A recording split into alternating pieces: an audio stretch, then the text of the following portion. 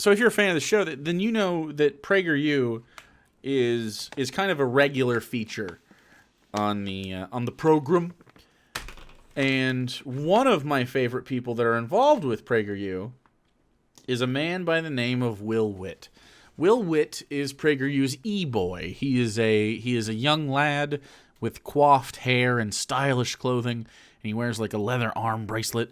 And he's an e-boy. Now, I also have it on decent authority that he doesn't believe a word of what he says, but I guess that'll come out when it comes out. It's super funny to me. He's a big-time grifter. Along with the girl that he's doing this next segment with whose name is Amala, I believe, or Amala. I don't remember which one. They'll introduce themselves. I think it's Amala. She is the newest, or at least one of the newest PragerU e-girls. And of course, she is a black woman, so they put her in situations like this, where Will and Amala go on a police ride-along. You know? That sounds like a good thing to do, and there's no reason at all that they chose her to do it. Interesting. Ride-along that I've ever taken has changed their mind. Stop right there! Is this what you guys do, is bring in people here to cry? Hi everybody, it's Amala up and over here. Yeah, this is Amala, okay. We're here with Will Witt. We are heading to a police station, actually. Yeah, but finally Amala got caught for murder, so we're taking her in. Bringing her in. Actually, what we're doing, guys, is we're going on a police ride-along to give you an inside scoop of what it means to be a police officer, how they're functioning in today's current world, especially with the whole defund the police narrative that we're hearing on the left. We arrived in South Central LA in the early evening. This is cringe. This is super cringy. Holy shit. Ugh. Did you guys see Shang-Chi the other day? Or when it came out? It came out on Disney Plus, so I watched Shang-Chi the other day. They did a joke about basically this, not for right-wingers, just people, where there was like violence happening on a bus, you know, a fight scene on the show, on the thing, and then one of the dudes pulled out his phone that was just riding the bus, goes, "Hey man, it's your boy," whatever his name was, "with another bit of content. Check out this fight." And he just started live streaming it, and that was the joke. This is a very similar vibe. It was funny because that was a cringy thing to do in that situation, and he should have been worried about his own safety. In this case, they're just cringy for doing this same exact thing. This is pretty much the mirror version of white guy in car with a baseball hat and glasses taking an upright video in his car. This is a different person taking a video of a black girl in from behind the car, so you're looking at the other way. You know what I mean? So it's like it's got the same vibe, but it's a little bit different. And we're also doing PragerU stuff, and Will Witt's here throwing up gang signs. We're hearing on the left. Where was he? Oh, right at the beginning here. He sort of like put up a shaka bra. It's Amala up and over here. We are here with Will Witt. We are. Is he flicking it? No, that is he shaka bra. You know what I mean? Kind of weird, man. like it a lot. Okay, so we're hearing about this on the left. Before going out on patrol with the officers, we got a tour of the LAPD Southeast Station, where we sat in on a roll call, spoke with the gang's unit homicide detective, and went through a police training simulator. Everyone knows that police are really afraid to go out there and do proactive police work. I mean, you proactive police work. really have to think about, do I want to get involved in something that is going to put myself, my family, my career at risk, potentially cause me to go to jail?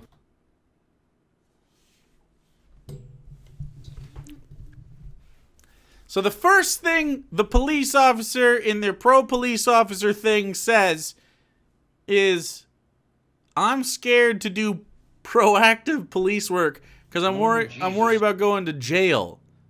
You're not worried about just hurting somebody? You're not just worried about like being a bad person? What do you mean? Thank you, Red Army, for the rate. Appreciate you. Hope your cast was nice. Like what? I know I'm obligated to hold a gun and walk around the streets, but I'm actually worried about going to jail. What the fuck do you mean? God. Fuck cops, dude.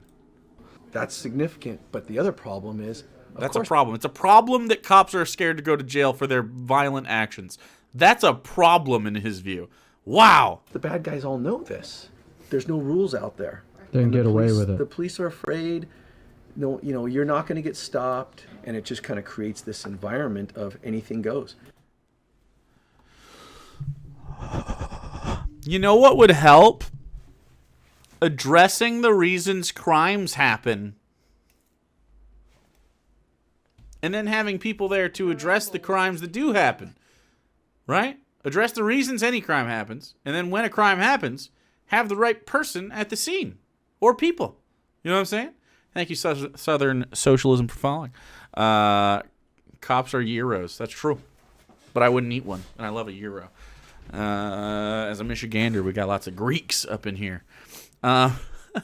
So like, why not look at what causes crime? It's usually poverty.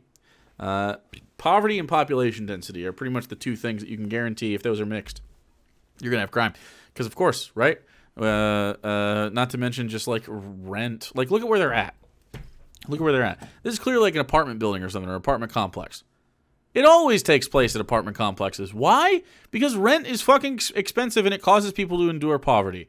It's just what happens. Every fucking time. Not to mention, of course, a lot of the thing that people turn to, and this is irrespective of demographic, this just happens across specifically impoverished areas, the drug trade. Like, oh, I sell weed in places that's illegal. Couldn't be me. Couldn't be me at all. I got this last bit of the joint left. Maybe later. Or they're getting to opiates or other stuff because it's easy and people want it. So you could just make that legal. That would take care of part of your crime shit. But it wouldn't address much of the problem because along with legalization and decriminalization of weed comes more poverty because there's going to be even less money in those communities. So I really don't think... I know that we want... like federally legalized drugs, and that's great, but if you don't address poverty first, you're going to have a very big problem for a lot of those communities, to be totally honest. Unless you allow them to maintain their drug markets and not just privatize everything. But I mean, I don't think that would happen. I think as soon as you can, like, say cocaine got legalized and decriminalized, I don't think Walmart wouldn't sell it. You know what I mean? So Walmart can undersell the people on the street and suddenly they're out of more money. So really what has to happen here is you need to address poverty. Just address poverty and you're good to go. It pretty much takes care of itself. You don't have to worry about being a cop or anything like that or going to jail.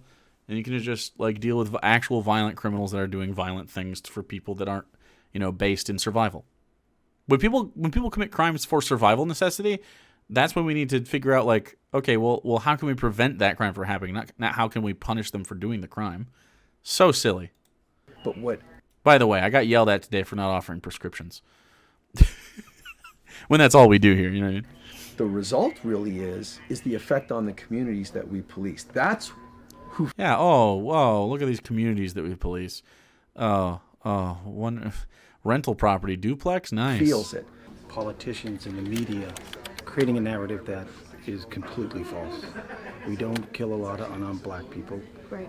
We don't target black people. We target gang members who happen to be black, but we do the same for all gangs.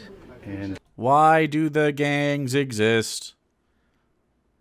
We don't target black people. We target people that happen to be black. Okay. All right, bud. He literally said he did after he said he didn't. I'm just tossing that out there. you don't tell the truth. People who don't know this area assume that that is the truth, and they all jump on this bandwagon. And like Eric said, really good people are getting hurt. We're losing kids, 2, 4, 7. It's not good. Yeah, bro. Look, I'm not saying that gangs and shooting up neighborhoods are good things. Ask the reason that they're doing it. Simply ask, why is this happening? Stop being reactive with your policing. Reactive policing is ineffectual, clearly. Be proactive. Address the actual issues. Like, what? They're shooting up neighborhoods and some kids die in drive-bys. True, tragic, awful. Why is that happening? You can put the people that did it into jail, that's fine, because they committed a violent crime. I'm fine with that. It makes a lot of sense that someone that shoots somebody and murders them goes to jail for it, or at least faces some punitive damage for murdering someone with a gun. Right?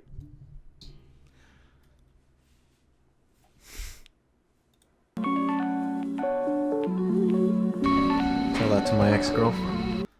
Tell that to my ex-girlfriend. What? Trust no one. Tell it to my ex-girlfriend. What does that mean, Will? 90% of the scenarios we'll run through here. I don't know what that is all means. Communication. We want to see, can these guys talk? Can these guys not talk? And if they can't, then that gives us the opportunity to start training them in that aspect. teach them. You know, so you got to have a vest. You'll have a taser, OC, and a gun. So all you got to worry about is 3 weapons. Well, 4. One is your mouth and your hands. So if you have a scenario we can just talk somebody to jail, great. Sir, drop the weapon. Drop the weapon. You should not be doing this. Hey, sir. Sir. So, I shot him. okay, we're you got your hand. You shot him because he threw a punch. Nice. Check out, buddy. Oh, no. Oh no! So what we expect in that scenario is we expect the officer to transition to the holster of the weapon, go hands on, deliver a kick to create distance, deploy the taser, OC, any of that stuff. Okay. Well, Will started this vlog a free man, and now he's in prison for life. In prison for life? Again, hey, maybe you guys should be leftists, okay? Do I think that a person... Let's say Will Witt was out there and he actually got attacked and he had a gun on him and he thought that he's been living in this narrative of America forever where you should be able to defend yourself with violent intent with your gun, okay? How am I supposed to be super mad at Will Witt, who buys into this shit, for firing his gun at a dude that throws a punch?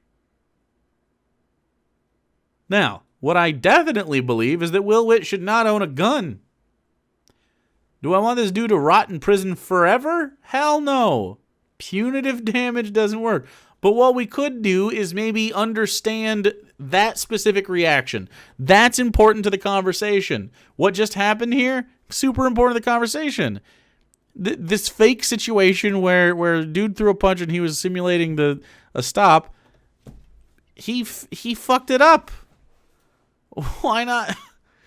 Why not simply understand that he was too quick to shoot the gun? Now, the cop there was saying like, oh, well, usually what we train is put the gun down, create a kick with distance, or use a kick to create distance rather, square up and get handcuffs going and shit and pull a taser out.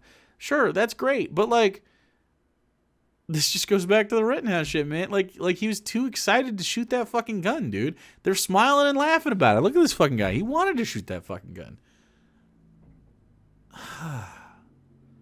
It's just so wild. It's just so wild. Why can't we just talk about the problem?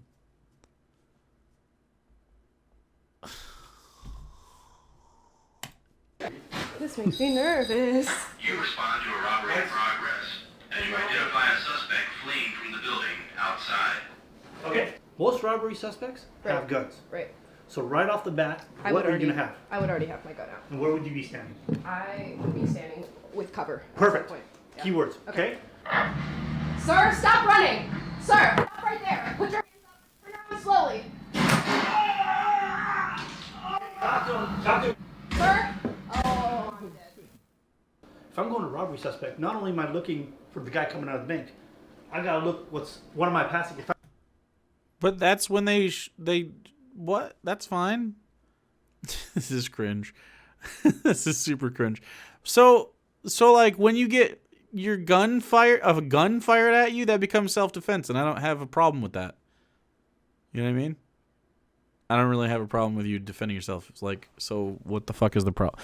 This is such a weird thing. Like, who are they talking to that like arrest them for cringe? You're totally right, dude.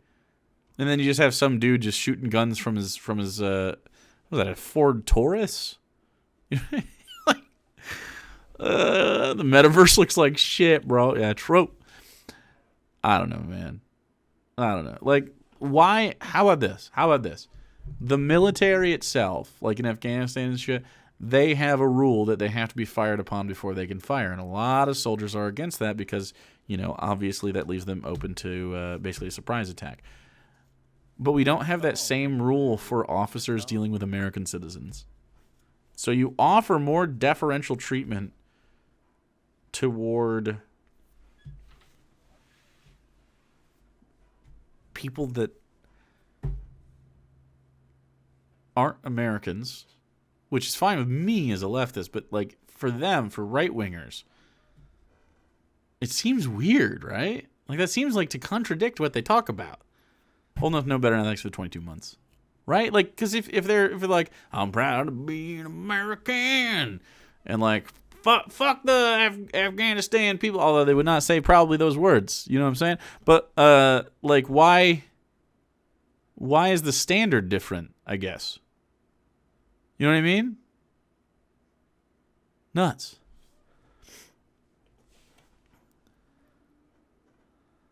Bro, come on. Get the fuck out of here. If I'm passing a car and somebody in it, I gotta hit the brakes because that might be his getaway car. Yeah, these are also obviously going to be way more hostile, So right? if you're gonna go into that scenario, you gotta know what you're going into. After nightfall, officers Coughlin and Robinson took us out on patrol in the Watts neighborhood of South Central, one of LA's most dangerous areas. We had a murder 2 weeks ago in front of a dozen kids under the age of 8. And when we got to the scene, there were book bags, bikes, sneakers, all spread across. And then we saw the video and the kids were just running. And there was no parents grabbing them. Not one parent jumped in front of a kid. What is he saying? It's crazy. Hi, What the fuck? guys. We're in Watts right now. Bounty Hunter Bloods control this part of the city. We got these bullet holes. Look, here, here, here. Like, these are all over the place, which means that the guy who was doing this was just spraying and praying, which is how you hit kids, how you have collateral damage. So that's kind of what we're dealing with here. It's an incredibly sad situation, seeing all of this. The gang members that control this territory here do not actually live here. They've actually just come into this residential area and overtaken the space here. You can hear the music. You'll see a lot of gang members have some sort of red paraphernalia on them, whether that's a shirt, whether that's a hat, a bandana, whatever. But that's to show that they are a member of the Bounty Hunter Bloods. It's something that I've never experienced before like this. Definitely not like this. Is wild. It's a whole different world, honestly, a whole separate world.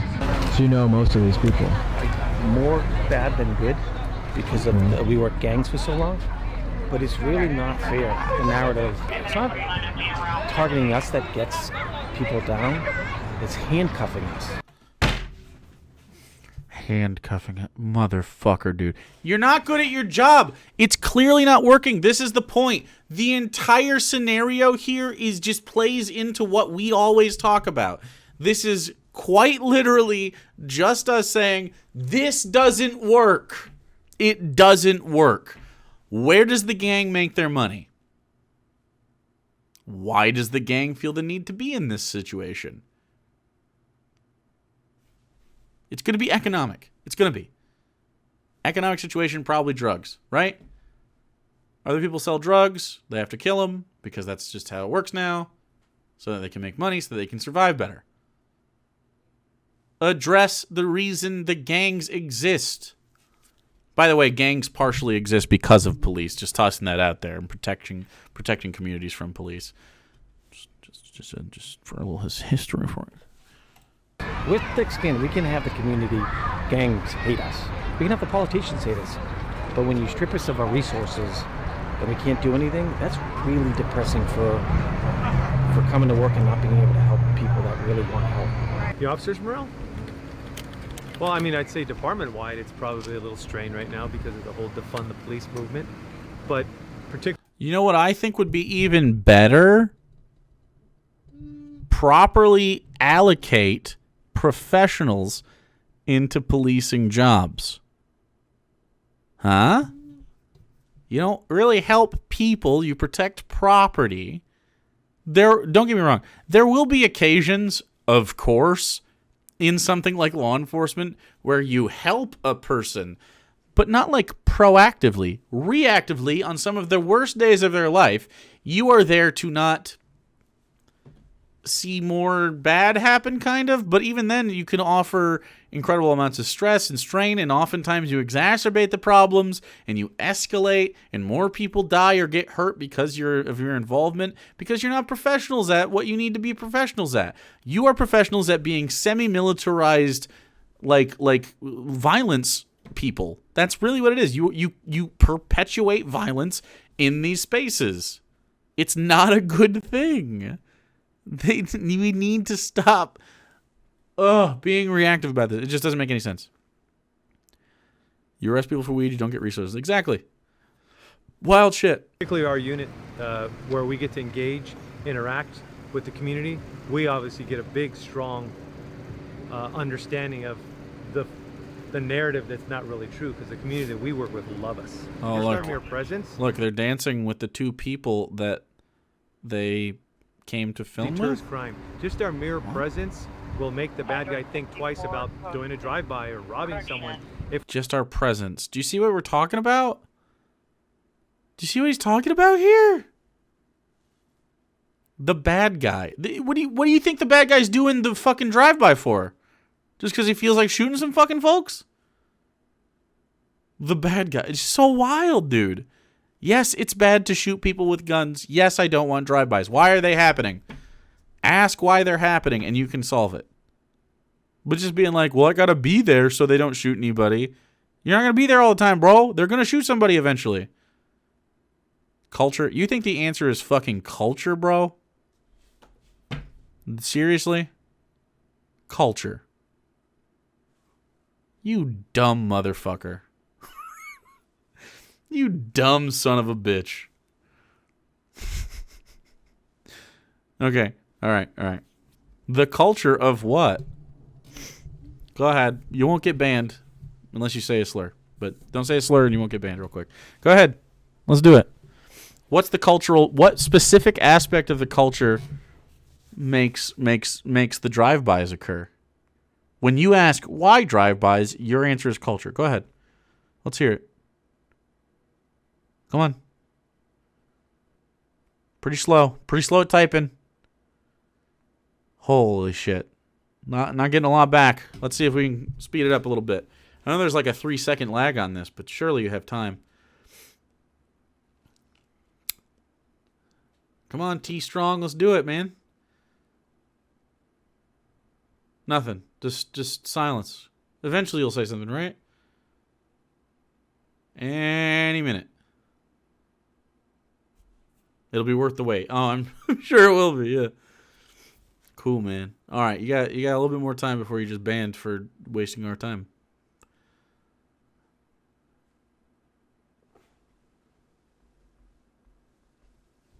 Okay, I'm reaching down. I'm scrolling up. I'm clicking on you. Oh, no.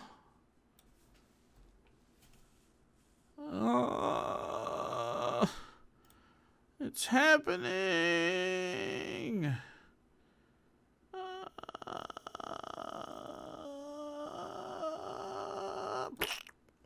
Well, it is what it is. F's in chat. Not to save the racist, but there is something called gang culture. Well, sure, but we just say it's gang culture, right? But what is gang culture is the question. I know you asked that already, but like, you know what I mean? Like, what is gang culture? Why does gang culture exist? Maybe we could answer the questions and then we could fix these things. Nope. There's like reasons for why people join gangs. 100%. Now, I'm not saying, of course, you're past the point of like a lot of empathy once you fucking shoot people in the street, obviously, right? But we can still non-emotionally go like, okay, so why did that happen? And it's not because dude wanted to fucking spray people for no reason. What was the reason? Right? Usually it's going to be something around money. That's just pretty much it. It's going to be around money. Oh, he disrespected me. Yeah, but what was the disrespect about, right? poverty and hopelessness. Yeah, I mean, it is. Now, again, we're going to have violent crime if you got rid of 100% of poverty, 100% of homelessness, if you got rid of the drug war, if you allowed people to have health care and education and stuff, we'd still have violent crime, but not a lot. And it'd be like domestic shit that already happens, which means that the police thing that leftists talk about, like, hey, we should have social workers, we should have mental health care be part of normal life. Mental health care, you should have free access to it. These things would help everybody, and we'd have just less crime. You'd have more families, like the Christians and right-wingers want. Everybody would have more money, like they'd have higher education standards. I mean, I could pretty much, not 100% fix the country. With my prescriptions, I could pretty much fix the country, though. And you could too. It's pretty simple stuff. Once you know the problems, decommodify rental spaces. Done. Housing. Oh, yeah. Housing is easily the number one thing. Just decommodify rental properties and allow people to live for free where they rent. Boom. Easy peasy. If we're out here visibly in our black and whites, engaging with the community, that deters crime. You want to deter crime. God, they have no like balance in their audio levels. Holy shit. That's still super loud. A racial breakup of 70% Latinos and 30% African American. But because the gangs control the street, and that gang is African Americans, you don't see Latinos outside because of the fear of the gang. So it's a gang war and a race war all on top of each other in the same place. Correct. Officer Coughlin went Fun fact, if housing was freely available, it would also decrease domestic violence by making it easier to leave one's abuser. Of course it would. And it would also make domestic violence less likely because a number one stressor in American lives is, of course, the instability of the financial situation of the household. So if you stabilize the financial situation of the household, there's less stress and people are more likely to remain reserved instead of acting out in a violent way. Obviously. The white gang is the cops, true. Went on to explain that due to racial tensions in the neighborhood, most Hispanic people would rather call in sick to work than ask a gang member to move a car that is blocking them from leaving their home. So this is the Wall of Fame. These are the names of who? These are names of people that have been killed in this project. 300 names altogether, I'm guessing? Right. Oh man, 300 names. That's pretty sad. They should write the COVID deaths on the wall as well. And do you think they would say that was also very sad? Wow. There's names everywhere. Yeah, this sucks. Now this one isn't person good. has come here on a ride along, left, and said, yeah, that's pretty much what I thought. People leave in tears. I can feel it. It's like a pressure that you feel like you could just cry at any moment watching this stuff. Look, I've talked to many of my friends that have no clue what takes place when we're doing our job, and frankly, after maybe a 15-20 minute conversation like I'm having with you right now, minds are changed. I have yet to come across a cop that I hear typically described in the media. What I see are people out here being the only people that are trying to keep people safe and trying to engage in the community and try to help uplift the quality of life. And if you want some... How are you helping uplift the quality of life? Bro, I'm not saying that the cops are the reason the quality of life is low, and that's pretty clear. I think most people agree that cops aren't the reason that things suck for a lot of people. Things suck for a lot of people because of economics, of course, capitalism. That's the problem, right? But you exacerbate the problem by rising tensions in neighborhoods, dude, all the time. It just is the case. Now, again, there are going to be situations where there's going to be one group of people has a monopoly on violence over another group of people, and you help equalize that. But that's just adding violence to violence. It doesn't really help anybody. It just sort of creates a sort of faux armistice in certain situations, right? Until they can manage to do the violence. But why are they doing the violence? Just answer the fucking question, bro. help. There's lots of people So in here, easy. down here in blue that are more than happy to help you, and more than happy to help you get engaged, and more than happy to protect you while you're here. And as you've seen so far, who are the people that are out here trying to engage with the community and try to make things better? Mm-hmm. No one. It's not the people that live here. It's us for the most part. It's not the people that live here. And sadly, you know, that story just isn't going to play. We saw firsthand the good the police are doing in the community when the officers took us to the home of an incredible young girl from the neighborhood. Jesus Christ. Who fucking edited this video? It's so loud. What is your story? How did you get the ability to do this? I started when I was 6. I told my dad, take me to the gym. And at first he was like, no, like, it's not gonna happen because boxing is a tough sport. But then I was like, no, like, take me. So he took me, and then the first week it was kind of hard, but I managed to get through it. She's being modest. Apparently she's the best boxer in the country for her age. Yes. I want to go to the Olympics 2024 in France and 2028 in LA. Wow. And I'm actually training for the Junior Olympics. Would it hurt if you punched me in the hand? Yeah, okay. So Marilyn, what has it been like growing up here? For me, it's been actually like a bit tough, just because sometimes, like, I mean, we're all growing and so we want to hang outside and everything, but we really can't because there's like bad influence and everything, and we have to be safe. At night when we sleep, we hear like gunshots. You hear them and it's like, okay, you know? That's just my life. Yeah. Show some of your art. I don't have art right now, but I have writing. I don't know if you guys want to hear my writing. We tend to forget the messages of our ancestors and prize the ideal present society holds, because we believe we are superior. However, when you hold the experiences the past held and the ideals of modern society, dreams can start to rise, ghosts can start to rattle, and voices can start to emerge from silent corners.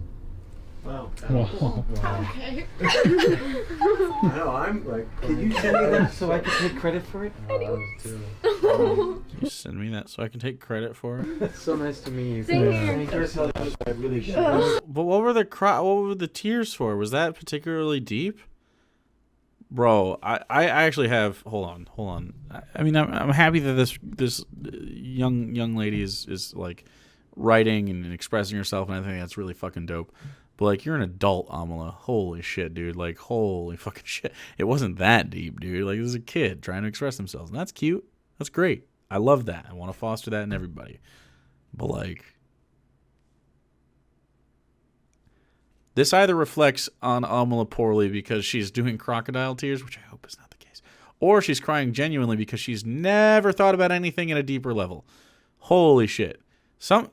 I'm convinced if right-wingers just sat and got high with me in my living room, we'd do okay. We would have an okay life. You know what I mean? We'd have an okay go of it.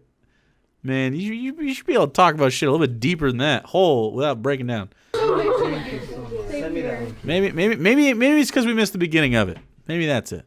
I hope that's it. With the support Why don't you show the whole fucking thing then? Show the whole thing the kid did then. Fuck. of these officers, Marilyn attends a prestigious out-of-state boarding school. She is just one example among many wherein the police mentorship programs like Strive offer families a path toward hope. Do chicken with that as well. You should really roll this up. Yeah. Jeez, Amala, you hungry or something? I am. I'm just using food to make up for the fact that I just like cried for like 20 minutes. All right, guys. Well, what an amazing, terrific day. Things that I never thought I'd experience coming out here, and Dude, he's like really short. Holy shit. all the expectations Sorry, Will. I'm not like shitting on you. I just didn't realize you were. that we had at the beginning when we were talking I'm sure, about in our dude. intro, just blown out of the water. Yeah. Totally. That seems to be the case with every single vlog that we do. We go in with these expectations and they just go out the window. Drop a like if you support the boy. Tell you what. How about this, Will? How about you fucking visit some leftists or trans people, or like a fucking gay community, or a native community? How about one of those communities? Visit one of those, and try to get their stories and learn about their struggles. You know, not someone that has the backing of the fucking government. How about you learn about specifically these marginalized communities and then come out of it telling me that you don't think that they deserve humanity or dignity or anything like that, huh? Would be interesting. Boys in Blue, and we are going to see you in our next vlog. Remember how grateful you should be to be alive and have the life that you have, because if anything, this vlog shows that, if nothing else. After we left the city, an 18-year-old man was shot and killed. We are seriously going to do this on the corpse of a human person.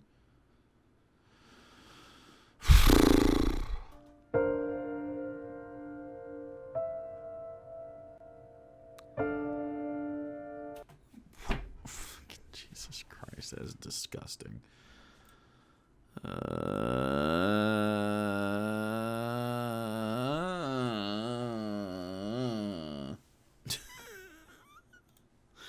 God damn it, dude. God damn it, dude.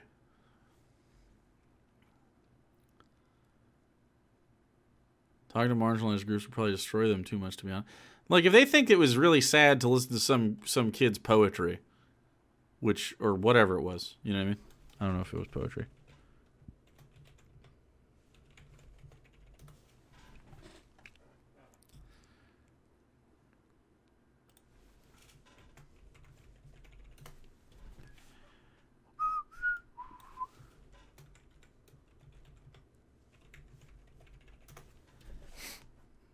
There we go. There we go. They didn't offer any solutions. What the heck? I know, right? None. To Will, talking to lefties equals going to some random college campus and asking questions to some kids who aren't really politically involved. That sounds...